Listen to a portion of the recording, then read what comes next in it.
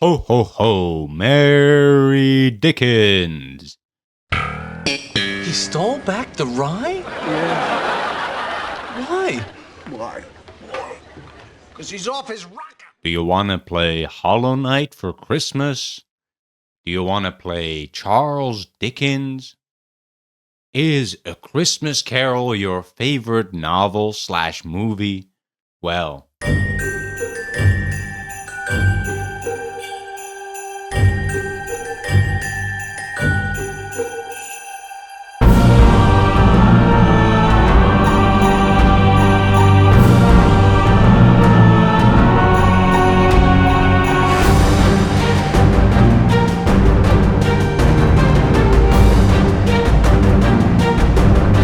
now there's a video game version too.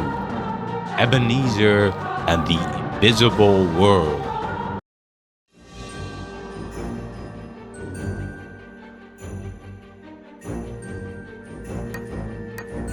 Why, that was the first thing I thought.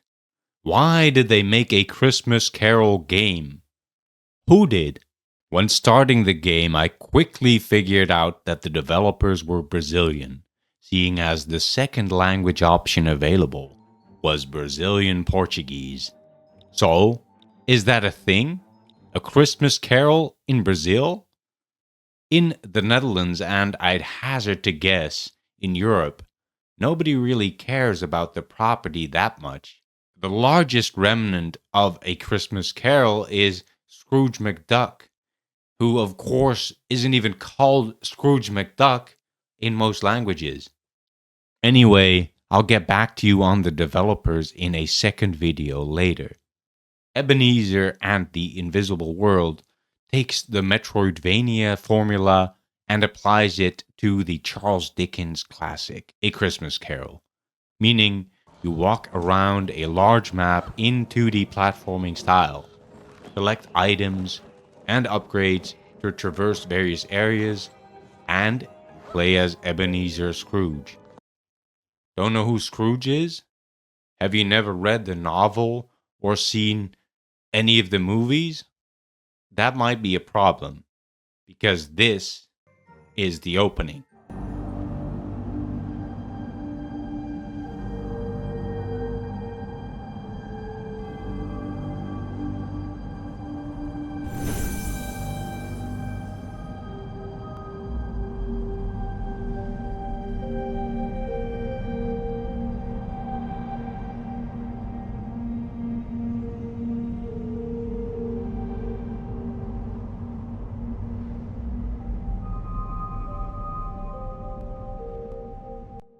And that's no joke. We just cut to Scrooge and Eric Fellows talking.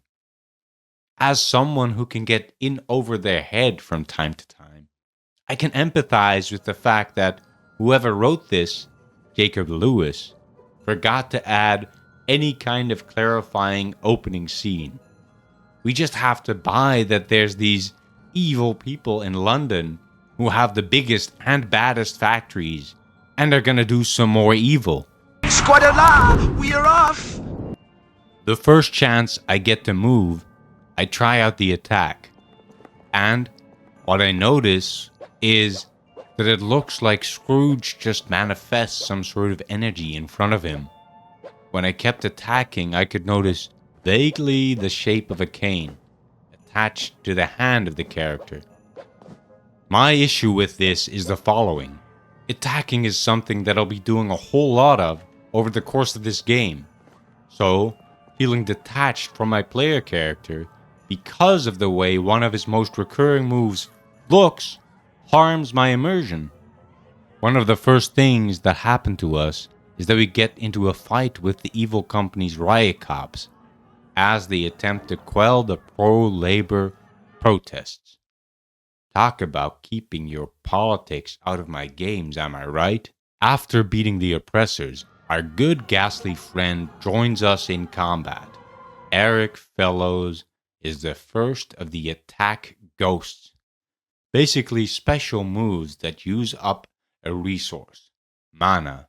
Here's one sticking point from me again. They call this resource spirit in most texts, but sometimes it's called mana. It feels like mana is the standard term for the resource that is used when performing special moves in most games, and they changed that for thematic reasons, but forgot to change it everywhere.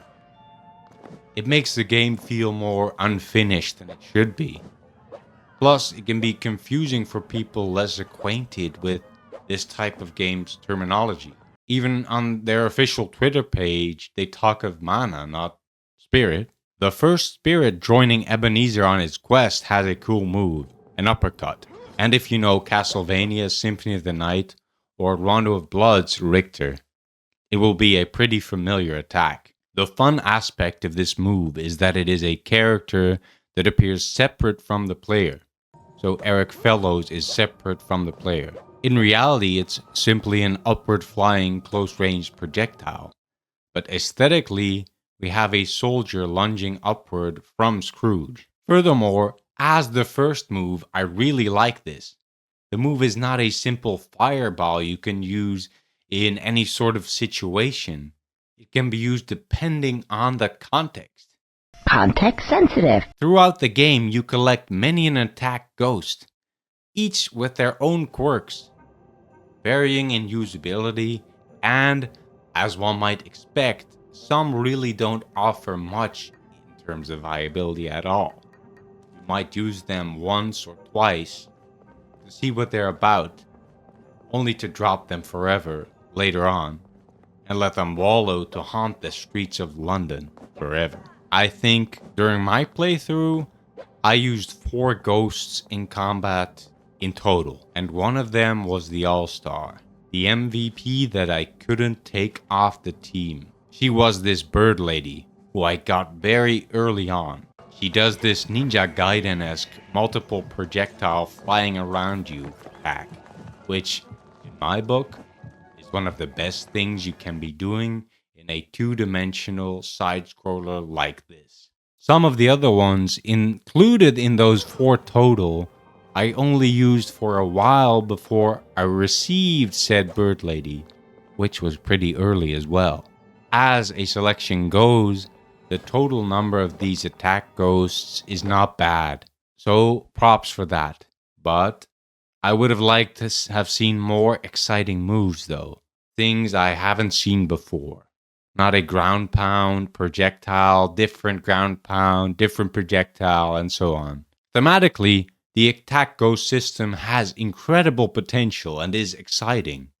But mechanically, the spirits you collect lack personality when used in battle. Oh yeah, before you receive any of them, you have to finish their quest line, which, more often than not, involves finding them, finding an item, and handing this item to one of the living. The ghost will then tell you how they made mistakes in their lives and wish to rectify things by helping the living, and eventually be cheerful about the fact that you helped them. These quest lines tie into the Christmas Carol themes of learning to be a better person, so it works on that level. However, once they are over and done with, the ghosts by your side have no more interactions with you, you being Scrooge. Narratively, amassing a small ghost army is not used to its fullest effect.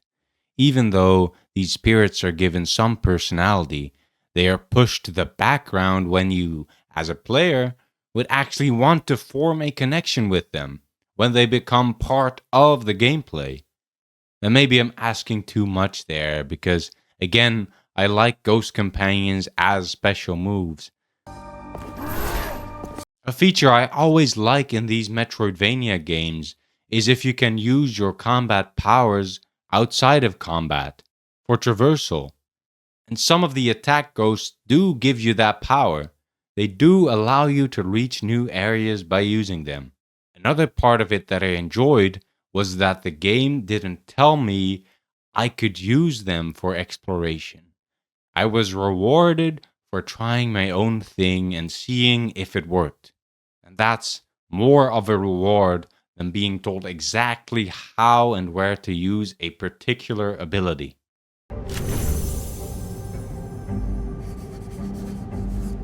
Getting back to the game, we find out that this ghost's friend is in trouble. He gives us a quest to help her.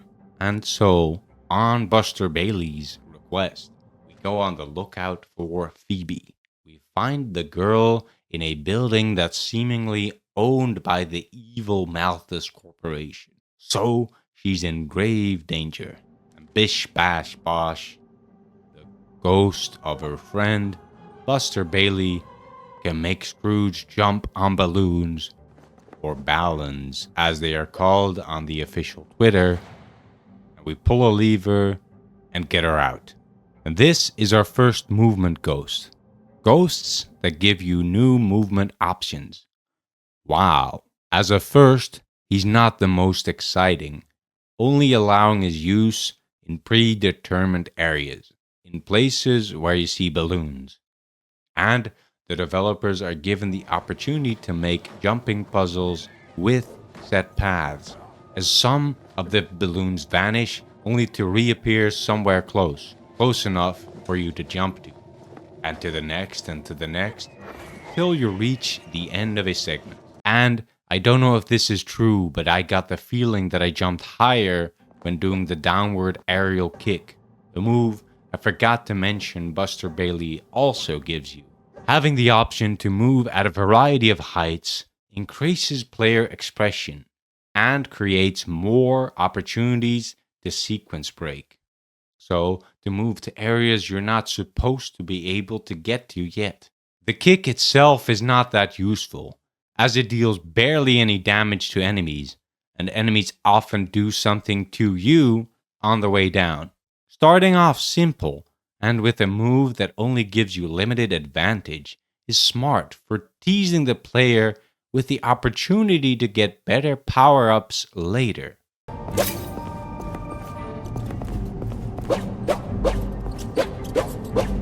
One movement ghost I was clamoring for from the start was the one that makes you walk faster. Because Ebeneezer is an old, slightly crippled man, he doesn't walk as fast as your average 2D platforming hero, and we can't expect him to. So yeah, a good and fast transformation into a leopard, horse, or... yeah, nothing. Ebeneezer will walk slowly and keep walking slowly all game long. And when looking up the developers, I even found out they increased the movement speed last summer. So it was slower before. It's quite a big issue. You might even call it a huge issue. A Christmas scandal. You're constantly walking from A to B and B to C and back to A, and you crawl there. Every time I got a quest, I was dreading the walk back, fearing not having a close enough warp point. And something else I found out, they added warp points during the same update. I appreciate continued support for a game immensely, but there's one area that has loads of fast travel points. These areas that allow you to teleport, and some of them are very close to one another, making me wonder, why are they even here? And other times, there's none of these stations for kilometers. Or miles. Excuse me. We're in Victorian London.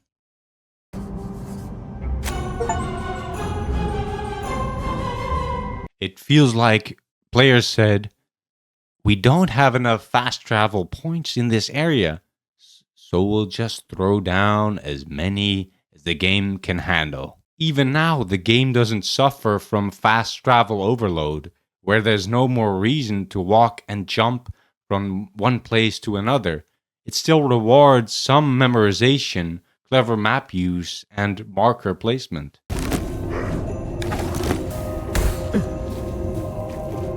Still, the slow movement speed gets in the way of enjoyability.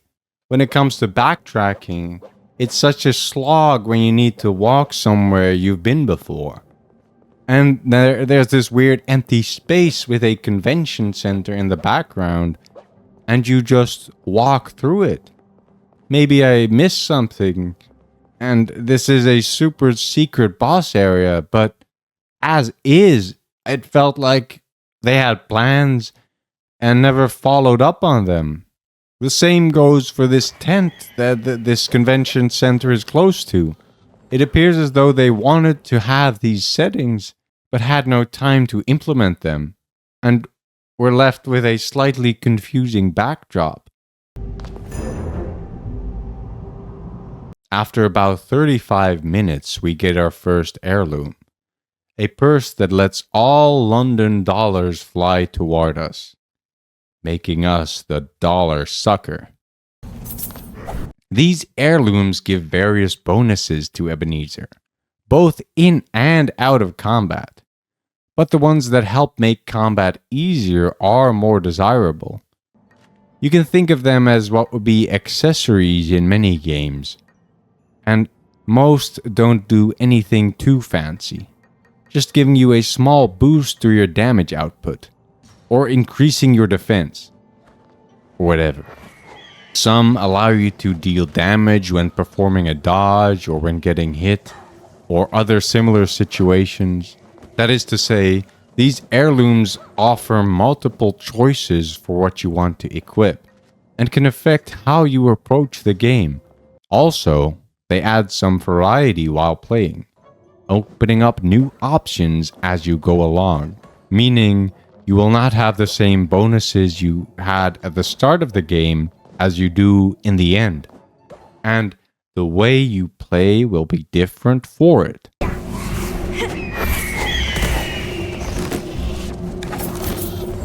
One minor criticism regarding heirlooms is that I didn't get any for what felt like hours, and suddenly in one area I was overloaded with them. But this can be because I was missing some, or something like that.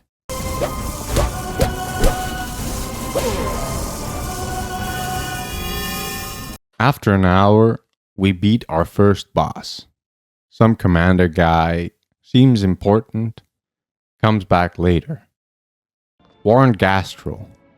He's the muscle in this organization, the Darth Vader. He does what the big bad wants. Who's the big bad? Those guys from the factory. What our dear friend Eric Fellows told us at the start of the game was that his dear friend Caspar Malthus was once a good kid, but turned bad after he took over the giant factory business from his father, Gaius Malthus. In short, we have a rich industrialist, Gaius Malthus, who was trying to become as rich and powerful as possible, and to remove all non-rich and powerful people from the world.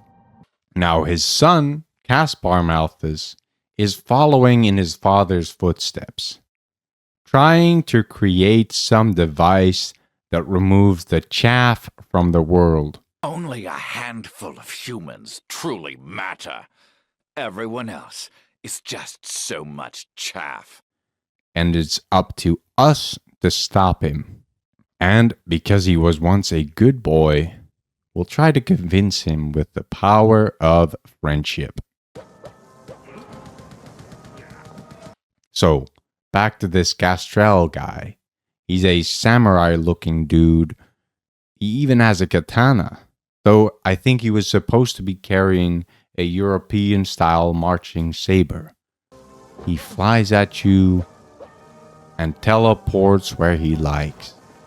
We whack him a few times, and he says he'll see us later. Bye-bye.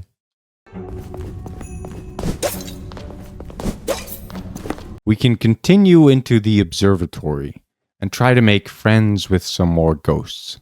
In there, we quickly encounter a big green Santa, the ghost of Christmas present. He is kind enough to give us our first child. I mean worker. Spirit Kid.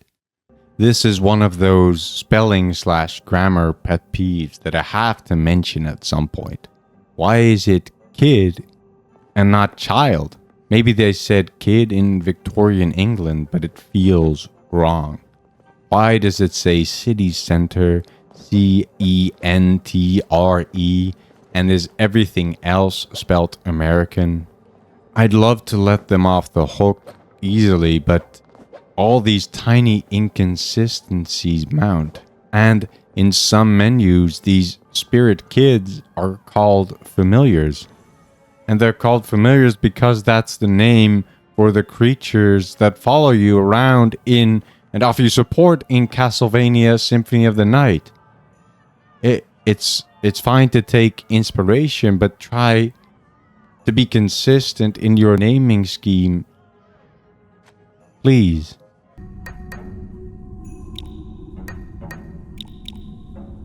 With that out of the way, these spirit kids I alluded to earlier support you in combat in one of 3 ways, and for the sake of spoilers, I won't go into what all of them do. But the first one, however, flies behind you and shoots arrows at enemies. Not great, but it works. And this is Courage, one of the children of mankind. And these kids are references to the children of mankind from the Dickens book, while the ones in the book, Ignorance and Want, were ones to be wary of. The 3 you encounter on this journey are helpful. Thematically, they were trying something here, but seeing as these spirits, these kids don't speak and are given to you by the ghosts of Christmas present, past, and yet to come, there is no real narrative tie holding it all together. And I know I'm harping on about themes, aesthetics, and narrative, but those are the main reasons for playing this game over any other. You're not playing this thinking, gosh, this is gonna be the best Metroidvania experience since Dawn of Sorrow. You're gonna try it because it's Christmas themed. Not because, oh, this will be the next Hollow Knight killer.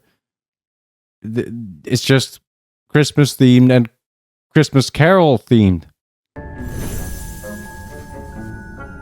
After getting our first kid, we move to meet Haley Hall, a spirit living in the Observatory, who, because of her love of astronomy, wants to help this researcher in his endeavors.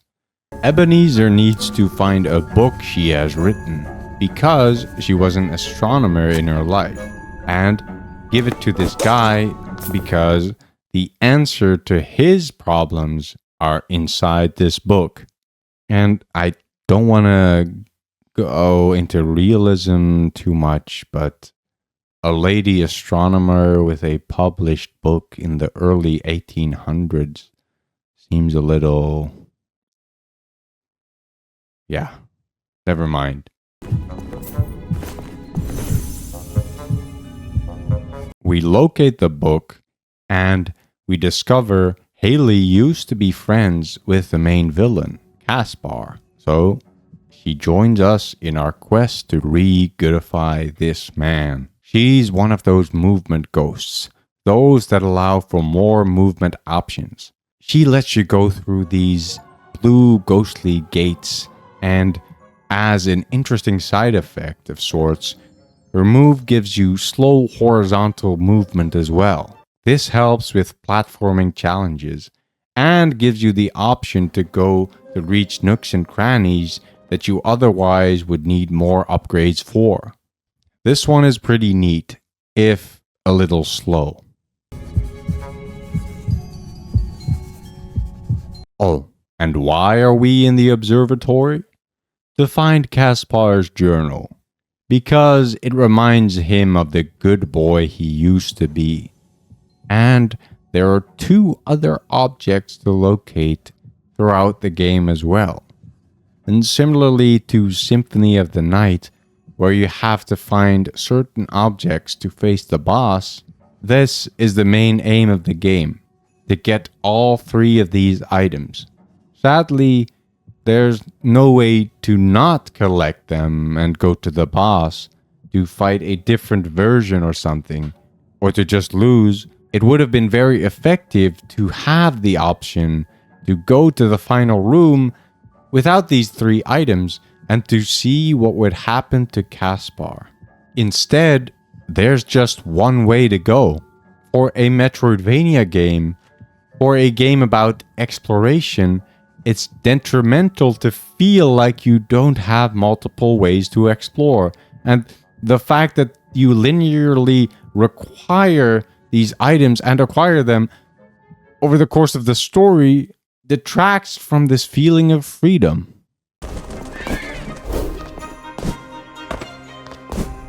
And that takes me right into exploration in general.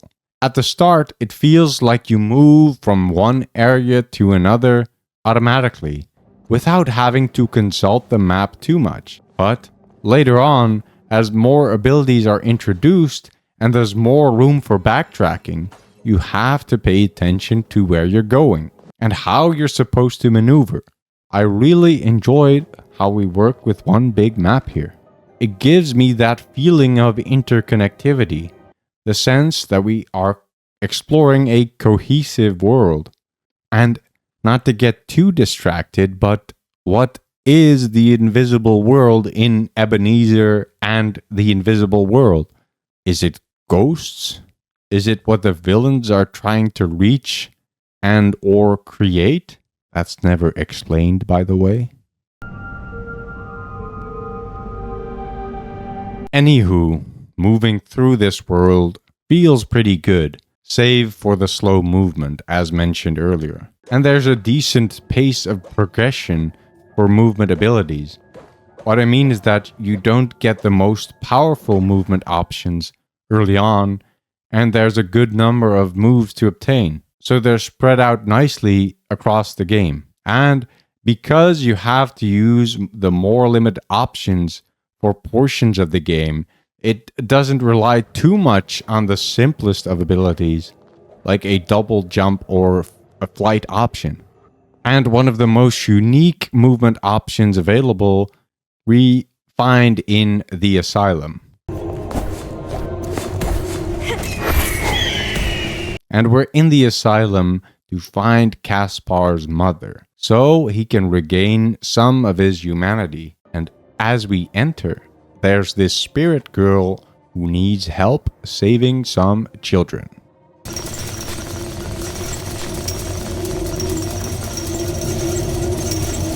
And you save the children, and these ghost triplets join you.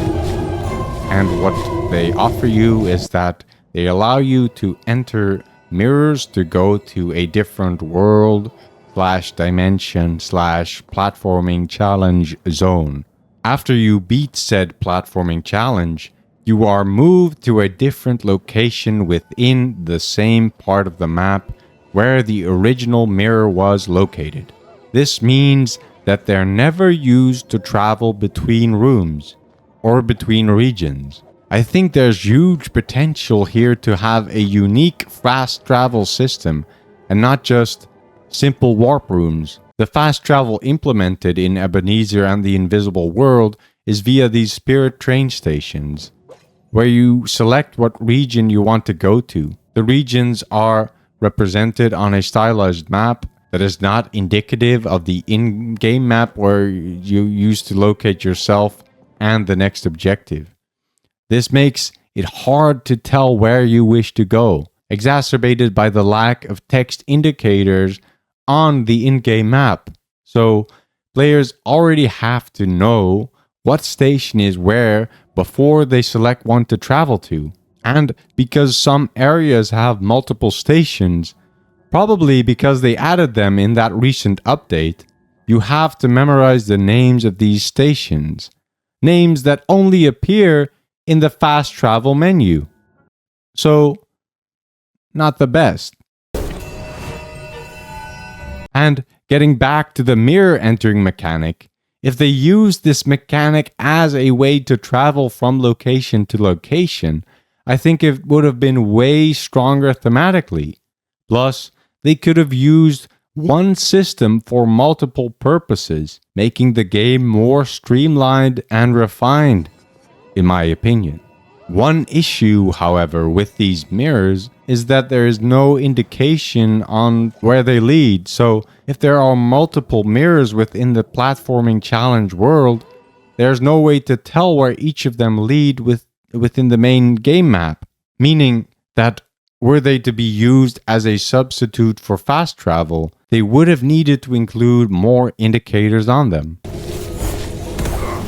So that's just my suggestion for an Ebeneezer 2, Dickin' the Chicken.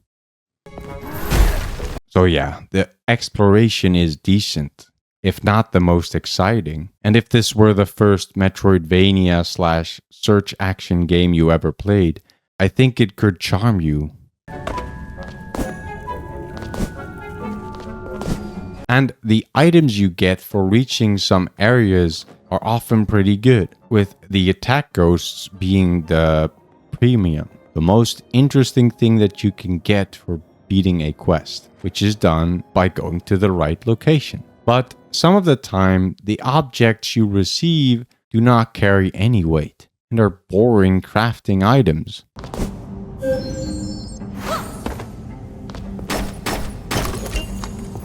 Yeah, you heard that right. There's crafting in this game. How it works is you find items either by beating enemies or by breaking objects. You go to the HP or MP upgrade ghosts and they boost the corresponding stat if you have enough materials, or you go to the shop and buy one of the weapons or heirlooms.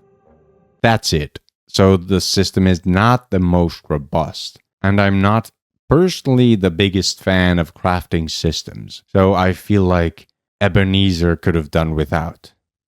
Still, it functions. And the following is a warning to people who really want to check out the game. I will now go into major spoiler areas, so be forewarned.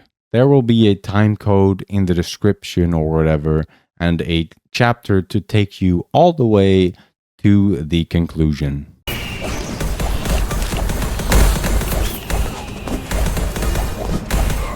After we take care of our business in the asylum, we head on over to the necropolis, an abandoned railway and mine and tomb and gateway to the afterlife. And in the necropolis we find an adventurer, mountaineer type, who is trapped and needs our help. Some spirit who herself was a mountaineer when she was still living and breathing wants to help the man out. So off we go. After flicking multiple switches, we are done saving the man and Victoria Peak joins our party. She gives us the ability to grapple to specific spots, launching Ebeneezer in the chosen direction.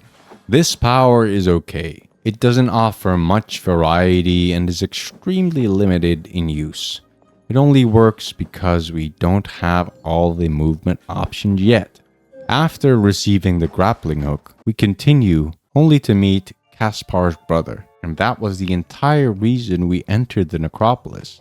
To talk to the dead brother and convince him his father was actually not looking out for him, and instead bad.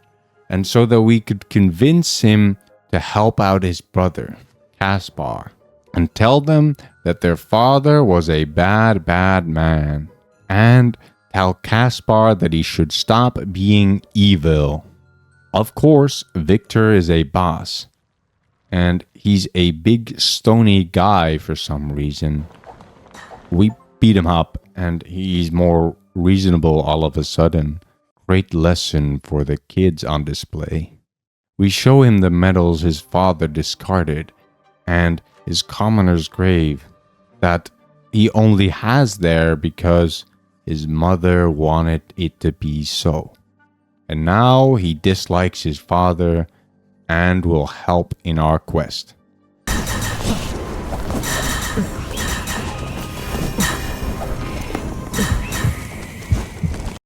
Next on our journey, we need to backtrack to the Observatory to find a map showing how much Caspar Malthus loved to travel.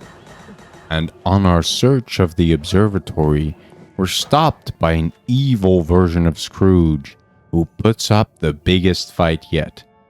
He flings numerous projectiles and flame pillars at you, all the while possessing a large body that he doesn't mind slamming into you. This was the first time I had to use my noggin to some extent, figuring I was best off using Haley's horizontal teleportation move to avoid getting hit by his projectiles and body. That being said, he didn't pose a great challenge, and after a few minutes, he's down, revealing himself to be Father Malthus himself, Gaius. He has been behind everything, controlling all evil spirits. Gasp. He will get us next time, Gadget. Gadget, I promise I'll get you next time. And there's one more location to traverse. Malthus Factory. Here, we need to extensively use the glide we obtained slightly earlier. This is one of the movement options I was talking about, as well as the double jump and the horizontal teleportation we all know and love by this point. As a final level, I appreciate the integration of all movement mechanics available.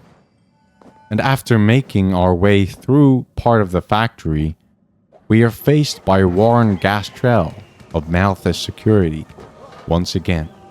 He has more aides this time, but doesn't pose that much of a threat, not much more than before, and he's quickly dispatched with. And I think he says he'll see us later. Spoiler alert, he never comes back. And continuing through the factory, we come across a device with 5 numbers and 5 switches attached. Turns out we have to play a game of Clefairy Says to continue.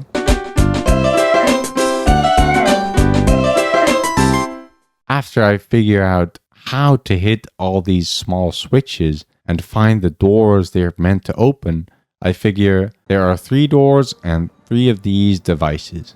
Bish, bash, bosh. All 3 are open. And after I look through every area to try and find some secrets I might have missed, I head back to the doors to face the point of no return, the final boss.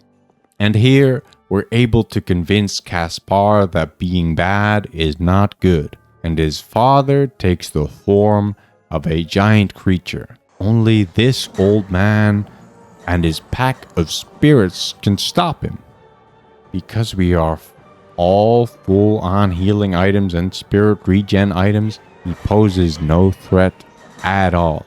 With the use of our Ninja Gaiden birds, he has nowhere to go, but back to hell, as long as we stay close. And after 2 phases, it's all over.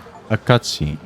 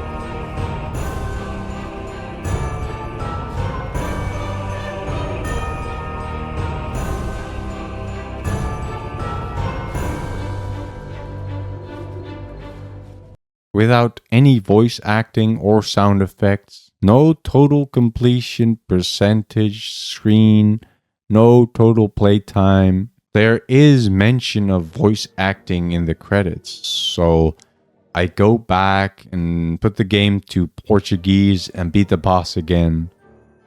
To no avail. There is no voice acting. There are no sound effects. This game has no conclusion. They could have easily written something like, "Good job, Ebeneezer, you really helped us out." No, it was the power of our spirits that made it all possible. But no, nothing.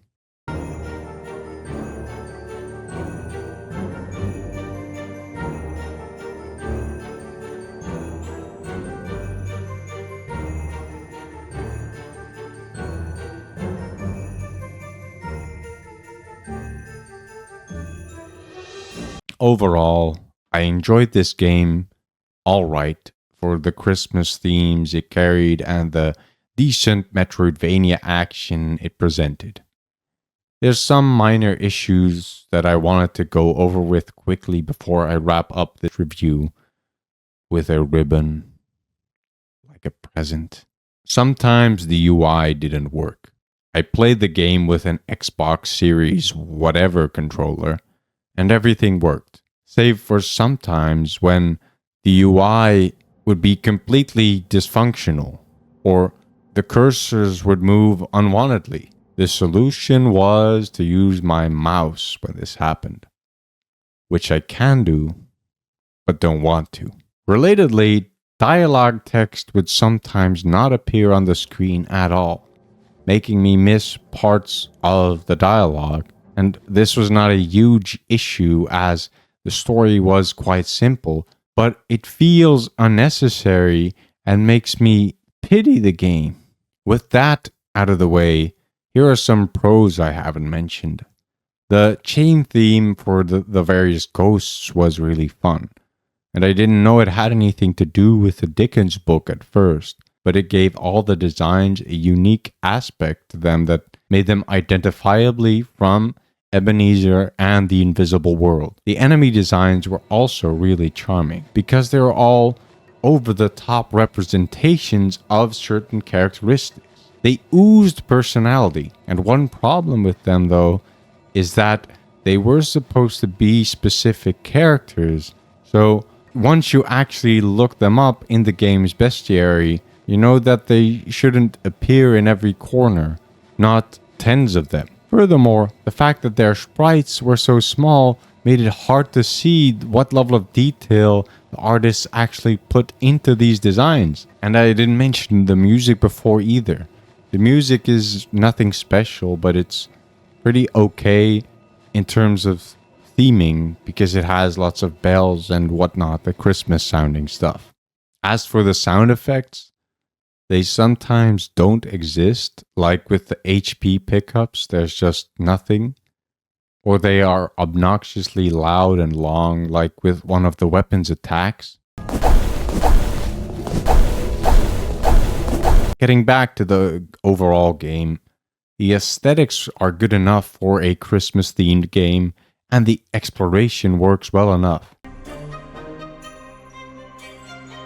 Ebeneezer and the Invisible World does not do anything unique or amazing, but this is the only Christmas-themed Metroidvania, to my knowledge. So, despite its issues, the game fills a niche. So I can see people playing this during the Christmas season.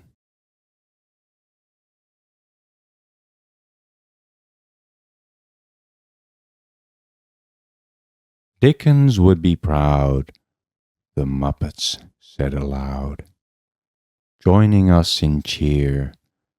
Christmas, always dear.